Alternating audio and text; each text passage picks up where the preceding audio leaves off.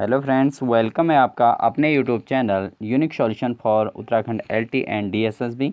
तो फ्रेंड्स, हमारा साइकोलॉजी यानी कि मनोविज्ञान टॉपिक पर जो डिस्कशन चल रही है उस पर आज हम टॉपिक लेके आए हैं अनुशासन। और फ्रेंड्स, अगर आप हमारे चैनल पर नए हैं प्लीज़ चैनल को लाइक कीजिए, सब्सक्राइब कीजिए और बेल आइकन दबाकर ज़रूर इसको सब्सक्राइब कर लीजिए और अधिक से अधिक साथियों तक इसको शेयर कीजिए। ठीक है फ्रेंड, तो आज की वीडियो स्टार्ट करते हैं। ज़्यादा समय वेस्ट ना किए हुए वीडियो स्टार्ट करते हैं। तो आज का हमारा जो टॉपिक है वह है अनुशासन और डिसिप्लिन। तो अनुशासन जो है फ्रेंड्स, ये अनुशासन शब्द के जो उत्पत्ति हुई है वो डिसिप्लिन यानी कि अंग्रेजी भाषा के शब्द डिसिप्लिन से हुई है और ये इसका हिंदी रूपांतरण है। इसका अर्थ यह है कि शिष्य, छात्र या शिक्षक का अनुगामी। तो डिसिप्लिन का अर्थ होता है, जो इसका जो शाब्दिक अर्थ है वह है शिष्य हो, शिष्य या छात्र, या वो जो शिक्षक का अनुगामी है यानी कि शिक्षक के बातों को फॉलो करता है। ठीक है फ्रेंड, अब आगे बढ़ते हैं। अनुशासन की परिभाषा देखिए। अब नॉर्मल ये तो थी इसके डिसिप्लिन वर्ड की जो मीनिंग थी वो थी शिष्य, छात्र या शिक्षक का अनुगामी। अब लेकिन अनुशासन की जो परिभाषा है, जो एक्चुअल रूप में इसकी परिभाषा क्या है, तो वैज्ञानिकों ने अनुशासन की परिभाषा इस प्रकार की है नन के अनुसार। तो आपने देखा होगा मनोवैज्ञानिक है नन, तो नन के शब्दों में अपनी भावनाओं और शक्तियों को नियंत्रण के अधीन करना, जो अव्यवस्था को व्यवस्था प्रदान करता है उसे अनुशासन कहते हैं। तो अपनी जो भावनाएं हैं और जो अपनी शक्तियां हैं उनको नियंत्रित करना, ठीक है ना। कभी कभी ऐसा होता है कि आवश्यकता से अधिक अपनी शक्ति का प्रदर्शन करना, तो अनुशासनहीनता कहलाती है। तो उन्हीं पर कंट्रोल करना, अपनी भावनाओं पर, अपने विचारों पर, इन पर कंट्रोल करना और उनको नियंत्रण में रखना, अपने अधीन करना और एक अव्यवस्था को व्यवस्था प्रदान करना ही क्या कहलाता है फ्रेंड? अनुशासन कहलाता है।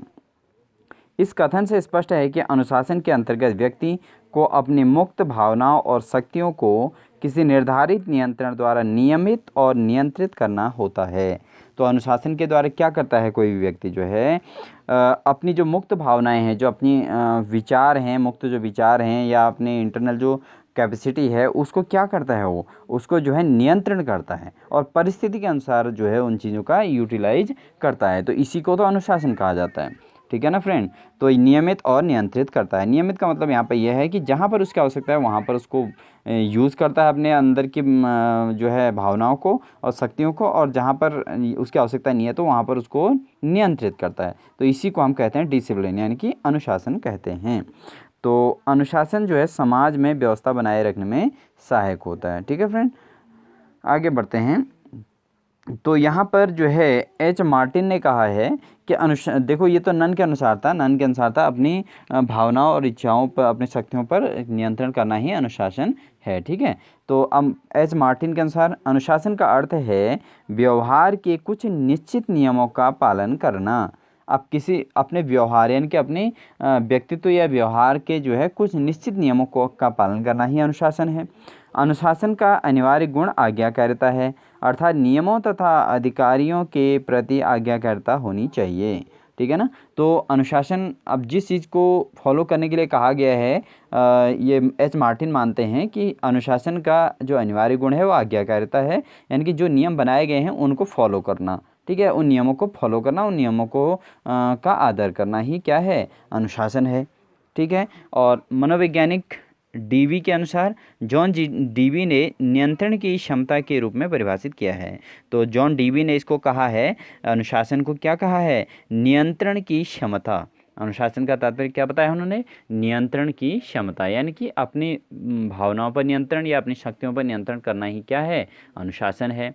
ठीक है, उसके अलावा बोर्ड ऑफ एजुकेशन के अनुसार अनुशासन वह साधन है जिसके द्वारा बच्चों की व्यावसायिक उत्तम आचरण तथा उत्तम निहित सर्वोत्तम गुणों की आदत को प्राप्त करने के लिए प्रशिक्षित किया जाता है। तो अनुशासन क्या है? बोर्ड ऑफ एजुकेशन तो बहुत इंपॉर्टेंट है, इसी के द्वारा क्वेश्चन ज़्यादा आते हैं कि अनुशासन वह साधन है जिसके द्वारा बच्चों की व्यावसायिक उत्तम आचरण तथा उत्तम निहित सर्वोत्तम गुणों को की आदत को प्राप्त करने के लिए प्रशिक्षित किया जाता है। यानी कि एक अच्छे आचरण को प्राप्त करने के लिए और एक अच्छे गुणों को प्राप्त करने की आदत से इनको प्रशिक्षित किया जाता है। तो ये बोर्ड ऑफ एजुकेशन के अनुसार ये होता है अनुशासन। ठीक है, अर्थात अनुशासन एक महत्वपूर्ण साधन है, इससे आचरण तथा गुणों का सुविकास होता है। तो अनुशासन क्या है? अनुशासन एक महत्वपूर्ण साधन है। ठीक है, एक साधन है जिसके द्वारा आचरण और गुणों का क्या होता है? विकास होता है। ठीक है, एक अच्छे आचरण और अच्छे गुणों का विकास होता है। ये बोर्ड ऑफ एजुकेशन के अनुसार है। ठीक है, तो ये है बोर्ड ऑफ एजुकेशन के अनुसार कि अनुशासन एक ऐसा साधन है जिसके द्वारा बच्चों की व्यावसायिक उत्तम आचरण तथा उत्तम निहित सर्वोत्तम गुणों की आदत को प्राप्त करने के लिए प्रशिक्षित किया जाता है। ठीक है फ्रेंड, तो ये है बोर्ड ऑफ एजुकेशन के अनुसार अनुशासन की परिभाषा। ठीक है, तो ये तो थे हमारे अनुशासन की परिभाषाएं, नन के अनुसार, मार्टिन के अनुसार और बोर्ड ऑफ एजुकेशन के अनुसार। ठीक है, और जॉन डीबी के अनुसार। ठीक है, इन चारों के अनुसार हमारे जो है अनुशासन की परिभाषाएं थी और सबने मीनिंग सभी का एक ही निकलता है कि मतलब अपने पर नियंत्रण करना और क्या कहते हैं, अपने विचारों, अपने भावनाओं और अपने शक्तियों पर नियंत्रण करना ही अनुशासन है। ठीक है, तो ये तो अनुशासन की डेफिनेशन बन जाती है फ्रेंड। ठीक है, अब आते हैं अनुशासन के प्रकार। तो अनुशासन के प्रकार पर अगर हम चर्चा करें तो अनुशासन जो है मुख्यतः 4 प्रकार का होता है। तो अनुशासन के 4 प्रकार होते हैं। एक तो होता है फ्रेंड प्राकृतिक अनुशासन। प्राकृतिक अनुशासन, इस पर हम डिटेल अध्ययन करेंगे। दूसरा है आधिकारिक अनुशासन, तीसरा है वैयक्तिक अनुशासन और चौथा होता है सामाजिक अनुशासन। तो ये 4 प्रकार के अनुशासन है। अनुशासन 4 प्रकार के, एक तो प्राकृतिक अनुशासन, दूसरा आधिकारिक अनुशासन, तीसरा वैयक्तिक अनुशासन और चौथा है सामाजिक अनुशासन। ठीक है फ्रेंड, तो अनुशासन कितने प्रकार के हो गए? अनुशासन हो गए 4 प्रकार के। तो सबसे पहले हम चर्चा करेंगे प्राकृतिक अनुशासन। ठीक है, प्राकृतिक अनुशासन। तो प्राकृतिक अनुशासन के अंतर्गत किसी प्रकार के बाहरी दबाव या नियंत्रण को लागू नहीं किया जा सकता है। तो बहुत सिंपल इसकी डेफिनेशन बनती है कि प्राकृतिक अनुशासन का मतलब है जो व्यक्ति में स्वयं ही उत्पन्न हो जाता है जो अनुशासन। ठीक है ना, जो सेल्फ कहते हैं ना, सेल्फ डिसिप्लिन्ड है।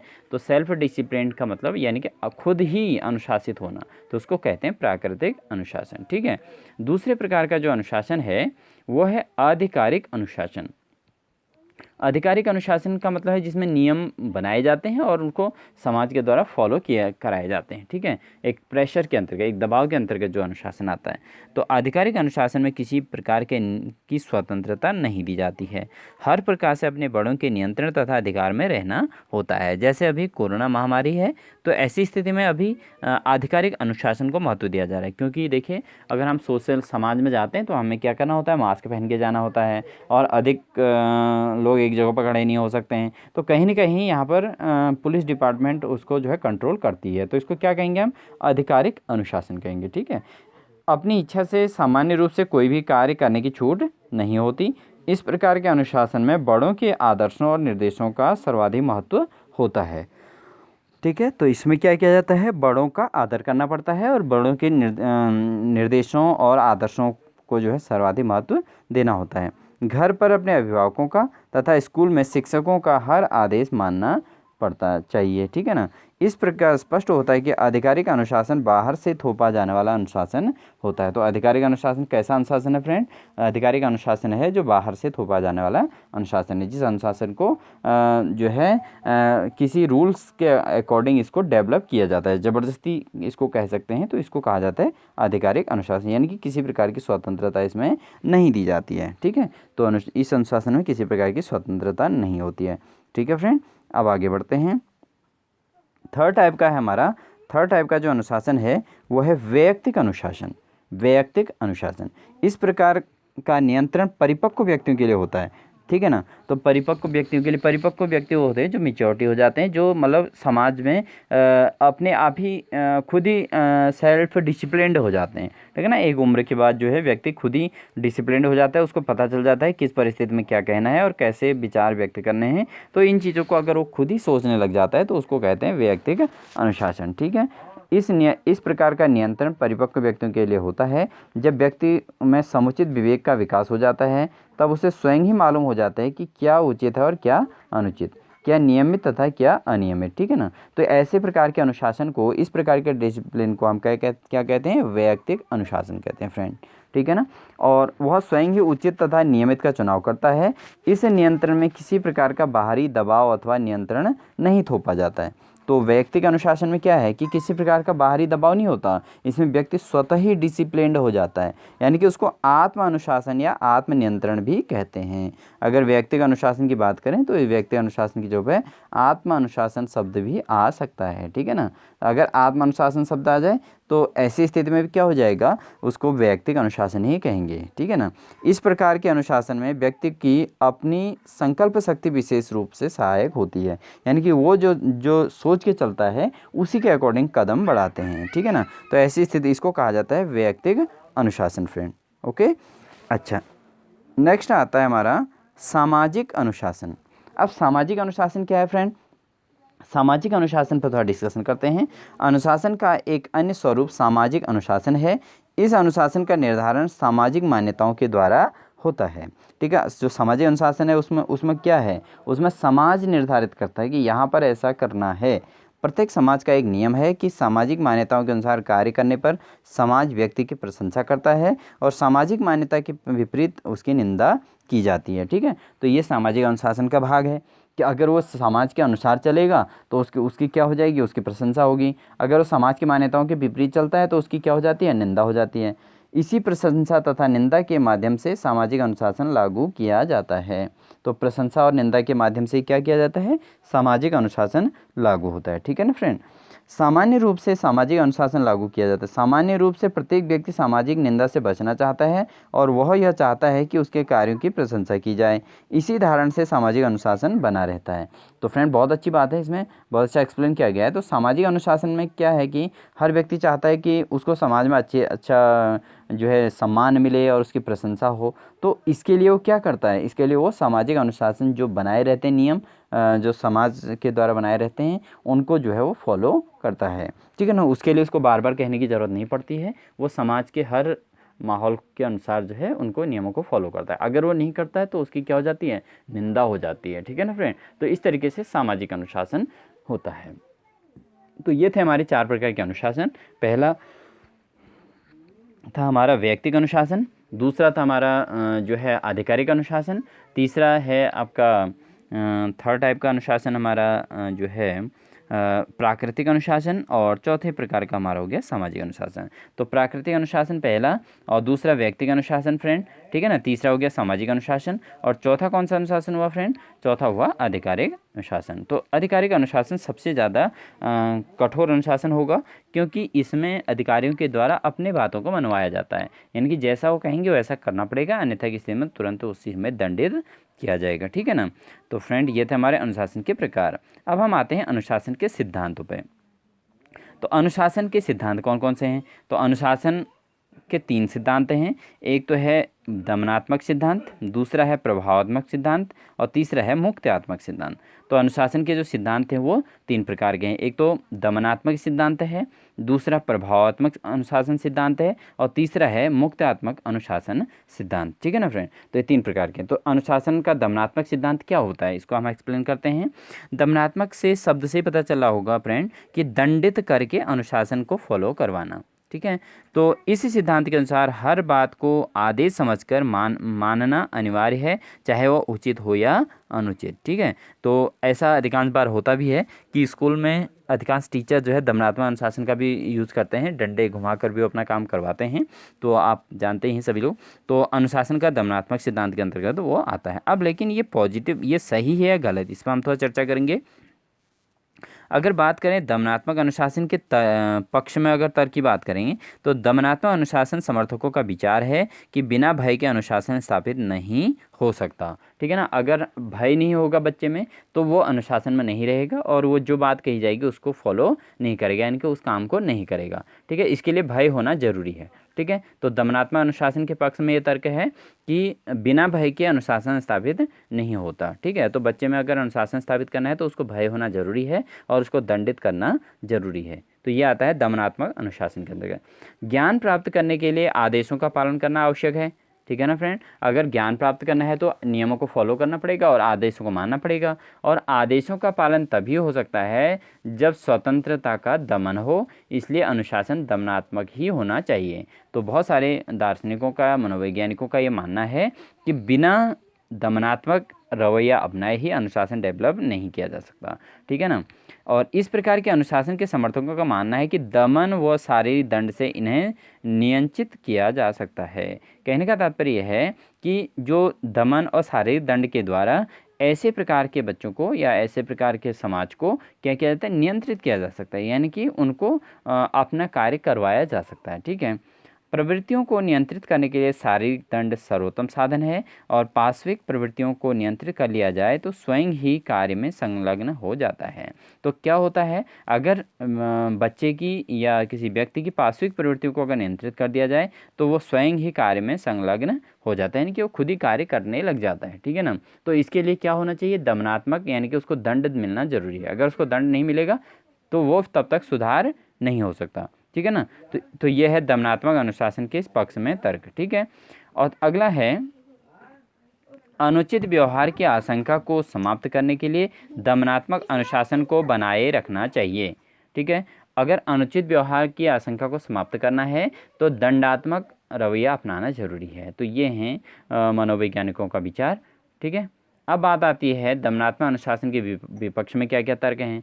आधुनिक मनोवैज्ञानिक अध्ययनों ने सिद्ध कर दिया कि दमनात्मक अनुशासन बाल मनोविज्ञान के विरुद्ध और अनुचित है। तो जो मनोवैज्ञानिक, आधुनिक जो मनोवैज्ञानिक हैं, उनका मानना है कि बच्चे को दंडित नहीं करना चाहिए, यानी कि दमनात्मक अनुशासन बाल मनोविज्ञान के विरुद्ध है, ठीक है।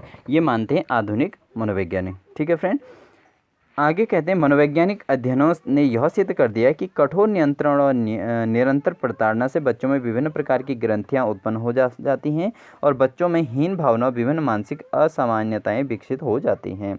तो जो आधुनिक मनोवैज्ञानिक है उनका मानना है कि अगर कठोर नियंत्रण कर दिया जाए और निरंतर अगर बच्चे को दंडित किया जाए, उसको प्रताड़ित किया जाए, तो बच्चे में क्या होते हैं, विभिन्न प्रकार की ग्रंथियाँ डेवलप हो जाती हैं, इंटरनली आंतरिक ग्रंथियाँ उत्पन्न हो जाती हैं, और जिससे बच्चे में क्या हो जाता है, हीन भावना आ जाती है, यानी कि वो समझने लग जाती है कि मैं ये नहीं कर पाऊँगा, ठीक है ना।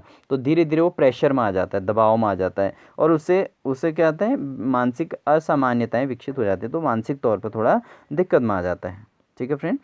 आगे थर्ड हमारा पॉइंट आता है, दमन पर आधारित अनुशासन स्थायी नहीं होता। भाई अगर आप दंडित कब तक करोगे, अगर दंडित करके ही आप अनुशासन डेवलप करोगे तो आखिर कब तक करोगे, ठीक है ना। तो ऐसी स्थिति में जो अनुशासन होगा वो स्थायी नहीं रहता, यानी कि वो कभी न कभी उसका असर कम खत्म हो ही जाएगा। दमन के द्वारा बालकों से कुछ समय तक तो आदेशों का पालन कराया जा सकता है, लेकिन उनमें स्थायी सद्गुणों का विकास नहीं किया जा सकता। तो ये आधुनिक मनोवैज्ञानिकों का मानना है कि जो दमनात्मक अनुशासन है वो स्थायी नहीं होता है, और इससे बालकों में कुछ समय के लिए तो वो आदेशों का पालन करते हैं, लेकिन उसमें स्थायी सद्गुणों का विकास नहीं होता, इनके परमानेंट लंबे समय तक इस अनुशासन को डेवलप नहीं किया जा सकता, ठीक है ना फ्रेंड। आगे अगला फोर्थ पॉइंट आता है, दमनात्मक अनुशासन मानसिक तथा शारीरिक स्वास्थ्य पर भी प्रभाव डालता है। अब जब अगर हम दंडित करेंगे तो उससे क्या होगा, बच्चे का मानसिक और शारीरिक स्वास्थ्य भी तो कमजोर होगा, है ना। तो ये मानसिक और शारीरिक स्वास्थ्य पर भी प्रभाव डालता है। दमन तथा प्रताड़ना से बच्चों के क्या होता है, स्वास्थ्य गिरने लगता है और व्यक्तित्व का सामान्य विकास भी कुंठित हो जाता है। तो इससे क्या हो जाता है, बच्चे का जो है एक तो स्वास्थ्य गिरने लग जाता है, बच्चा कमज़ोर होने लग जाता है, क्योंकि वो मानसिक और शारीरिक रूप से हमेशा प्रताड़ित होते रहता है। इसके अलावा उसका जो व्यक्तित्व है, उसका जो व्यवहार है, वो सामान्य रूप से क्या हो जाता है, वो अपना बातों को इस पर कह नहीं पाता है, नहीं तो मुक्त अवस्था में वो बोल नहीं पाता है, जिस कारण से उसका जो है सामान्य विकास कुंठित हो जाता है। विभिन्न मनोवैज्ञानिक परीक्षणों से अब यह सिद्ध हो गया है कि भय का वातावरण सीखने की प्रक्रिया के लिए प्रतिकूल होता है। तो अब मनोवैज्ञानिकों का ये मानना है कि आधुनिक शिक्षा व्यवस्था भी इसी प्रकार के हिसाब से बनाई गई है कि बच्चे का जो है, जो एजुकेशनल होना चाहिए वो बिल्कुल स्वतंत्र होना चाहिए, यानी कि बच्चे को अपनी भावनाओं को व्यक्त करने का पूरा मौका मिलना चाहिए, और अगर उसको वातावरण, भय का वातावरण उसके कर दिया जाए तो वो उससे जो है वो सीखने में प्रतिकूल माहौल बनाता है, ठीक है फ्रेंड। नेक्स्ट हमारा सेकंड प्रकार का है प्रभावात्मक अनुशासन। तो ये तो था दंडात्मक या दमनात्मक अनुशासन, दूसरा है प्रभावात्मक। प्रभावात्मक अनुशासन वैसे अगर आपको देखें नॉर्मल रूप में, कि यहाँ पे क्या होता है कि एक व्यक्ति के व्यक्तित्व को फॉलो करने के लिए कहा जाता है, ठीक है फ्रेंड। तो देखते हैं आगे डिटेल में। इस सिद्धांत के अनुसार अनुशासन की स्थापना तो दबाव द्वारा और न ही प्रताड़ना द्वारा ही हो सकती है, बल्कि अनुशासन स्थापित करने के लिए व्यक्ति का प्रभाव सर्वाधिक महत्वपूर्ण साधन होता है। यानी कि व्यक्ति अपने प्रभाव इस प्रकार से प्रभाव डालता है कि उसको जो है सब लोग बाध्य हो जाते हैं उसको सीखने के लिए। ठीक है, तो योग्य, चरित्रवान और आदर्श व्यक्तित्व वाला होना चाहिए। इस सिद्धांत के अनुसार यह सुझाव दिया जाता है, यदि कभी अनुशासन भंग होने का अवसर आ भी जाए तो प्रेम तथा सहानुभूति से सुधार का प्रयास करना चाहिए, न कि दंड द्वारा दमन करना चाहिए। तो यहाँ पर प्रभावात्मक अनुशासन है, यानी कि व्यक्ति को अपने व्यवहार से प्रभावित करना चाहिए बच्चे को, न कि दंडित से। ठीक है ना, यहाँ पर व्यवहार का महत्व है, अपना अपना व्यवहार जो है यहाँ पर महत्वपूर्ण करता है। ठीक है, अब बात करते हैं इसके पक्ष में क्या क्या तर्क हैं। तो सभी में पक्ष और विपक्ष जरूर हैं, क्योंकि अनुशासन कहीं ना कहीं हर बच्चे के लिए सारे एक ही प्रकार का अनुशासन सभी बच्चों को फॉलो नहीं किया जा सकता, तो इसलिए जो है यहाँ पर अलग अलग चीज़ें इसमें आती रहेंगी। ठीक है फ्रेंड, तो अब आते हैं आगे। तो प्रभावात्मक अनुशासन एक आदर्श अनुशासन है। इसमें मध्यम, मधुर संबंध, प्रेम तथा सहानुभूति का वातावरण होता है। ठीक है, तो इसमें क्या होता है, प्रभावात्मक अनुशासन एक आदर्श अनुशासन है, क्योंकि इसमें क्या होता है, मधुर संबंध, प्रेम होते हैं आपस में, प्रेम भाव से, सहानुभूति से आपस में पढ़ाया जाता है। तो ये सारी चीज़ के अंतर्गत होती है, एक दूसरे के प्रति सहानुभूति भी होती है, और जो है इसमें मधुर संबंध होते हैं आपस में। ऐसा नहीं कि एक दूसरे का प्रेशर किसी के ऊपर नहीं होता। ठीक है ना, इस प्रकार के अनुशासन में उच्च चरित्र व विशेष बल दिया जाता है। तो इस प्रकार के अनुशासन में क्या हो जाता है, ऊंचे चरित्र पर विशेष बल दिया जाता है। प्रभावात्मक अनुशासन न तो अधिक दमन या कठोरता की प्रकृति है, न ही पूर्ण स्वतंत्रता है, इसलिए इसमें अनुशासन एवं स्वतंत्रता को क्या किया गया है, समन्वित किया गया है। तो प्रभावात्मक अनुशासन कैसा अनुशासन है फ्रेंड, इसमें न तो दंडित किया जाता है और न ही कठोरता है, नहीं कि ज़्यादा किसी से कठोर तरीके से बोला जाता है। इसमें क्या हो जाता है, और न ही पूर्ण स्वतंत्रता होती है ना कहीं वो प्रभावित होकर भी उस चीज़ को सीखता है, यानी कि एक अध्यापक के प्रभाव से बच्चा खुद ही सीखने लग जाता है कि मुझे यहाँ पर गलत कर रहा हूँ, यहाँ पर मैं सही कर रहा हूँ, और वो अपने आप में खुद ही सुधार कर लेता है। तो ऐसे प्रकार के अनुशासन को प्रभावात्मक अनुशासन कहते हैं। ठीक है, प्रभावात्मक अनुशासन में प्रतिष्ठा, सुझाव को विशेष महत्व प्रदान किया जाता है। तो इसमें क्या हो जाता है कि उसकी प्रतिष्ठा है, जिस व्यक्ति से प्रभावित हो रहे हैं उसकी प्रतिष्ठा, यानी कि उसकी जो वैल्यू है, उसके समाज में जो इज्जत है उसका, और उसका जो उसकी बातें हैं, सुझाव हैं, उसको विशेष महत्व मिलता है। ठीक है ना, उसके व्यक्तित्व को विशेष महत्व मिलता है। जैसे पुराने ज़माने में बड़े बुजुर्गों की बातों को बहुत ध्यान से सुना जाता था। ठीक है ना, तो वो क्या है, प्रभावात्मक अनुशासन ही तो है। जबकि वो बुजुर्ग व्यक्ति कोई किसी को प्रेशर थोड़ा करते थे कि आप मेरी बातों को सीखो करके, है ना, तो इस टाइप का नहीं होता है। ठीक है, तो ऐसे प्रभावात्मक अनुशासन डेवलप किया जाता है। अब लेकिन इसके विपक्ष में भी कुछ तर्क हैं फ्रेंड। ठीक है ना, विपक्ष में क्या क्या हैं, प्रभावात्मक अनुशासन के विपक्ष के तर्क हैं। प्रभावात्मक अनुशासन में व्यक्तित्व को अधिक महत्व प्रदान किया जाता है, इसलिए इस अवस्था में रुचियों, योग्यताओं, इच्छाओं तथा आवश्यकताओं की प्रायः उपेक्षा की जाती है। अब क्या होता है कि ऐसी स्थिति में फ्रेंड, जैसे अगर कोई बच्चा किसी प्रकार का अपने व्यक्तित्व को शो करना चाहता है तो वो नहीं कर पाता है। उसको जिस व्यक्ति से वो प्रभावित हुआ है, या अपने अध्यापक से प्रभावित हुआ है, या कभी कभी क्या हो जाता है कि आपको किसी की जीवनी पढ़ा दी जाती है, हिंदी में आप देखते होंगे जीवनी पढ़ा दी जाती है, और कहा जाता है कि बच्चों इस प्रकार के आपको भी व्यवहार करना होगा। ठीक है ना, तो उस व्यक्तित्व को आपको फॉलो करने के लिए कहा जाता है। तो इसमें क्या हो जाता है, इसमें जो बच्चा है वो अपनी रुचियों और योग्यताओं, इच्छाओं को छुपाना पड़ता है उसको। ठीक है ना, तो उसकी उपेक्षा हो जाती है। इस दशा में व्यक्तित्व का समुचित विकास नहीं हो पाता है। ठीक है, और प्रभावात्मक अनुशासन में अनुकरण के सिद्धांत को सर्वाधिक महत्व दिया जाता है, और यह स्वीकार किया जाता है कि व्यक्तित्व तथा आचरण का अनुकरण करके अपने आचरण और व्यक्तित्व का विकास करते हैं। ठीक है ना, तो यहाँ पर व्यक्तित्व आचरण का, किसी के व्यक्तित्व और आचरण का जो है हमें क्या करना होता है, अनुकरण करना होता है, उसके व्यक्तित्व को फॉलो करना होता है, उसके व्यवहार को फॉलो, उसके आचरण को फॉलो करना होता है, और उसी के आधार पर जो है हमें क्या करना होता है, उसके गुणों अवगुणों दोनों का विकास होने लगता है। यानी कि जिस व्यक्ति को हम अच्छे व्यक्तित्व की बात करें, उस व्यक्तित्व को हमें उसके गुणों और अवगुणों दोनों को ही हमें फॉलो करना पड़ता है। तो ये एक इसका नकारात्मक पक्ष है। ठीक है ना फ्रेंड, नेक्स्ट आते हैं। नेक्स्ट क्या है, प्रभावात्मक अनुशासन में स्वतंत्र व्यक्तित्व का विकास नहीं होता है, यह केवल प्रतिलिपि ही बनकर रह जाता है।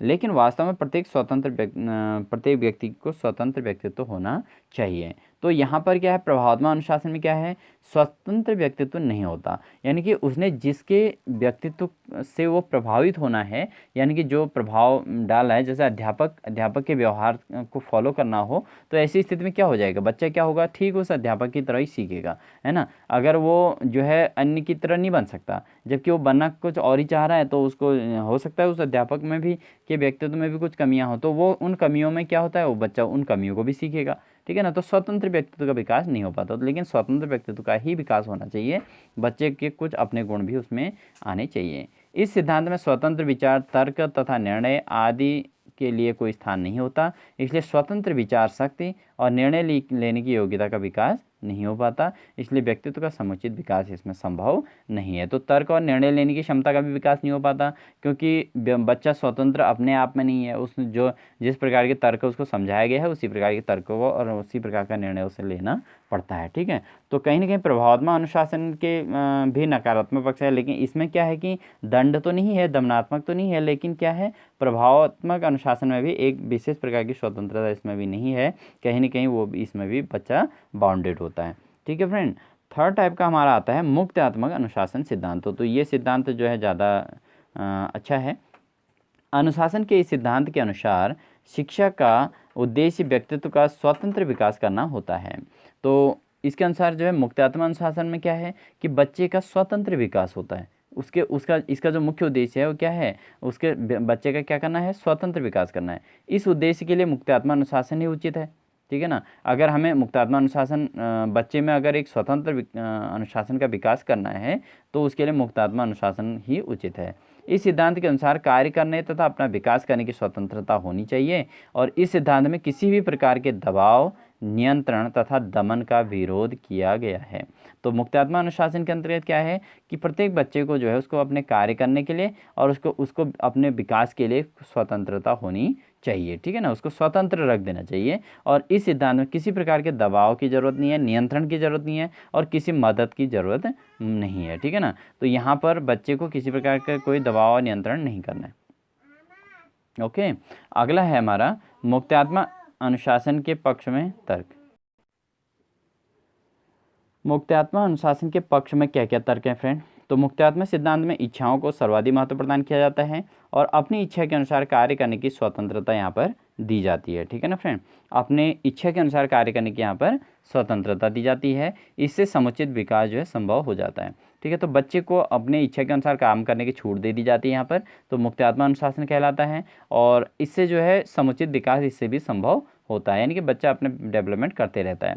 इस सिद्धांत में किसी प्रकार के दमन या कठोरता का समावेश नहीं होता है, इसलिए व्यक्तित्व का विकास कुंठित नहीं होता, ठीक है। तो ये मुक्त्यात्मक अनुशासन के पक्ष में तर्क हैं, ठीक है। तो इससे क्या होता है, बच्चे का विकास होते रहता है और वो जो है जो बात जो चाह रहा है उसी प्रकार से डेवलप करते रहता है अपने को, और ऐसी स्थिति में जो है उसका जो व्यक्तित्व का विकास जो है कुंठित नहीं होता, वो अपनी बातों को खुद ही एक्सप्लेन करता है और अपना डेवलपमेंट खुद करता है।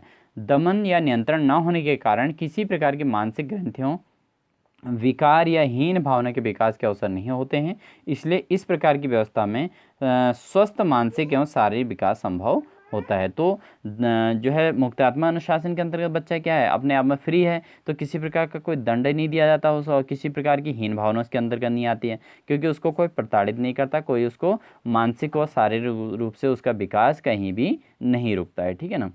यह व्यवस्था वास्तव में आत्म अनुशासन तथा आत्मनियंत्रण की व्यवस्था है और इस व्यवस्था को हर प्रकार से उत्तम स्वीकार किया जाता है।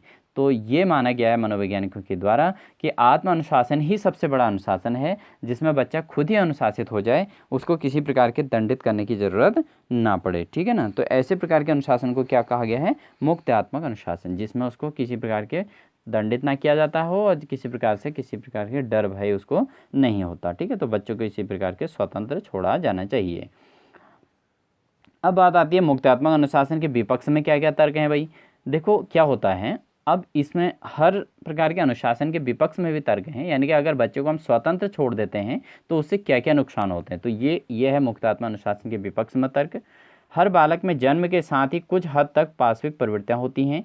यदि बच्चों पर किसी प्रकार का नियंत्रण नहीं लगाया जाता तो ये पाशविक प्रवृत्तियां अधिक विकसित हो जाती हैं।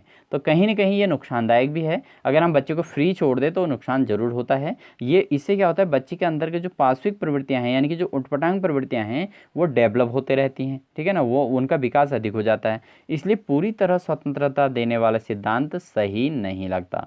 यदि पूरी स्वतंत्रता प्रदान की जाए तो अनेक बालकों के समाज विरोधी बने बने रह होने की संभावना बढ़ती जाती है। यानी कि बच्चा क्या होगा, अपने हिसाब से अनुशासित होगा, अपने हिसाब से अनुशासित होगा तो धीरे धीरे करके हो सकता है उसकी पाशविक प्रवृत्तियाँ बढ़ जाएं और उसमें जो है बेकार गुण है वो डेवलप होते जाएं और वो धीरे धीरे धीरे करके क्या हो जाए, वो समाज का दुरुपयोग करे और समाज में एक जो है विरोधी बन सकता है, ठीक है ना, अगर उसमें सही अनुशासन डेवलप ना किया जाए। सेकेंड टाइप का इसमें अनुशासन के अंतर्गत सेकेंड पॉइंट है कि अगर शिक्षक जो है बच्चे पर अगर अपना अनुशासन ना डालेंगे, नहीं डालेंगे, यानी कि उसको कहीं ना कहीं उसको मुक्त छोड़ देंगे तो ऐसी स्थिति में वो अध्यापक की बातों को नहीं सुनेगा, ठीक है ना। तो इससे भी बच्चे का क्या होगा, नुकसान होगा।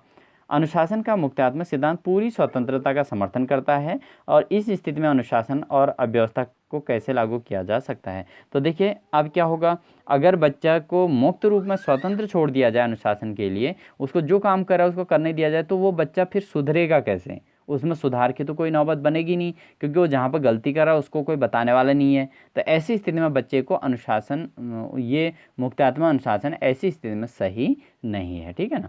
बालक स्वभाव से आत्मनियंत्रणता आत्म अनुशासन के विरुद्ध होते हैं तथा ऐसा करना उनके लिए कठिन भी होता है, अतएव इस सिद्धांत को लागू किया जा सकता है। अब यहाँ पर क्या है कि बच्चा जो है आत्म अनुशासन के विरुद्ध होता है। अब उसमें किसी प्रकार का, बच्चा जब छोटा होता है तो उसमें किसी प्रकार का अनुशासन नहीं होता। अब वो या तो देख के सीखेगा या उसको भय से सीखेगा। कहीं ना कहीं उसके अंदर या तो प्रभावात्मक अनुशासन उसके सामने रखना पड़ेगा और या कहीं उसको दंडात्मक अनुशासन उसके सामने रखना पड़ेगा। तो इन दोनों को अगर ना किया जाए तो ये फिर ऐसे में बच्चा जो है उसके लिए आत्म अनुशासन जो है पॉसिबल नहीं है। स्वतंत्रता देने से बालक अपने अधिकारों की ओर अधिक आकांक्षा रखने लगता है, लेकिन वे अपने कर्तव्यों के ओर बिल्कुल भी ध्यान नहीं देते हैं। अगर हम बच्चे को मुक्त अनुशासन के रूप में रख दें तो ऐसी स्थिति में बच्चा क्या करेगा, अपने अधिकार तो पूरा ले लेगा, अपने अधिकारों की ओर तो उसका ध्यान रहेगा कि ये मेरा अधिकार है, लेकिन उसके जो कर्तव्य हैं, उसको जो काम करना होता है, जो करना होता है, तो ऐसी स्थिति में उसका मार्गदर्शन करने वाला तो कोई होगा ही नहीं, क्योंकि उसको तो मुक्त रखना है। तो ऐसी स्थिति में बच्चे का क्या होगा, अनुशासन नहीं हो पाएगा, वो अनुशासित नहीं हो पाएगा, यानी कि उसका अनुशासन पूरी तरीके से भंग हो जाएगा, ठीक है ना। तो ये था इसके विपक्ष में तर्क, ठीक है, अनुशासन के मुक्तात्मक अनुशासन के विपक्ष में तर्क, ठीक है फ्रेंड। तो ये थी हमारी आज की वीडियो फ्रेंड, जिसके अंतर्गत हमने डिस्कशन किया कि अनुशासन क्या है, अनुशासन का अर्थ, अनुशासन के प्रकार। अनुशासन के टोटल 4 प्रकार के अनुशासन होते हैं और जो है इसके अलावा अनुशासन के जो किस प्रकार का अनुशासन डेवलप किया जाना चाहिए वो उसके सिद्धांत हैं 3। एक तो अनुशासन का दमनात्मक सिद्धांत, दूसरा अनुशासन का प्रभावात्मक सिद्धांत और तीसरा है मुक्तात्मक सिद्धांत। तो ये थे फ्रेंड हमारे अनुशासन पर आधारित जो आज का टॉपिक, बहुत ही इंपॉर्टेंट टॉपिक है। पिछली बार के एलटी परीक्षा में इसमें से 2 क्वेश्चन आए हुए हैं जो बहुत ही महत्वपूर्ण रहे हैं और इस बार भी ये टॉपिक बहुत सरल होते हैं, लेकिन अगर प्रिपरेशन ना की जाए तो ये क्वेश्चन पेपर में दिक्कत करते हैं, ठीक है ना फ्रेंड। तो उम्मीद है आपको ये वीडियो पसंद आएगा और अपने अधिक से अधिक साथियों तक शेयर कीजिए और जो है अधिक से अधिक अच्छी प्रिपरेशन कीजिएगा। तो इन्हीं सभी बातों के साथ अभी आप सभी फ्रेंड्स को ऑल द बेस्ट।